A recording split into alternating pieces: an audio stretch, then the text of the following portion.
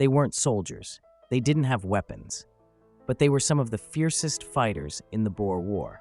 And history, it barely remembers them. When people talk about the Boer War, they mention soldiers, battles, and brutal guerrilla tactics. But what about the women? The ones who smuggled weapons, spied on the enemy, and resisted the British forces in ways no one expected. These were the forgotten female champions of the war, and their stories are wilder than you think. The Second Boer War, 1899 to 1902, was a brutal fight between the British Empire and the Boer republics in South Africa. It was supposed to be a short war. Instead, it turned into a drawn-out nightmare. And while men fought on the battlefield, women became the backbone of the resistance. But instead of being honored, many of their stories vanished into the shadows. Why? Imagine this. British forces have occupied your land. Your home is no longer safe. What do? For Boer women, surrender was never an option.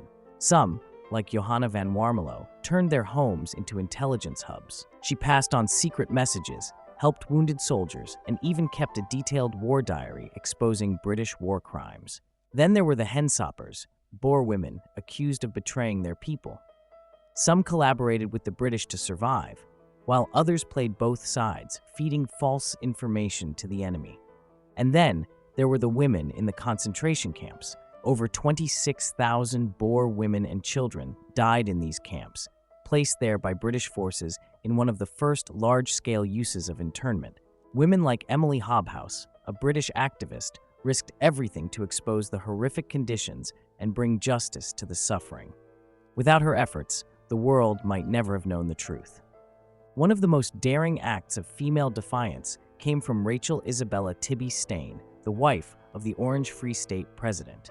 Instead of fleeing, she stayed with her people, refusing to surrender. Her unwavering leadership gave hope to the resistance, even when all seemed lost.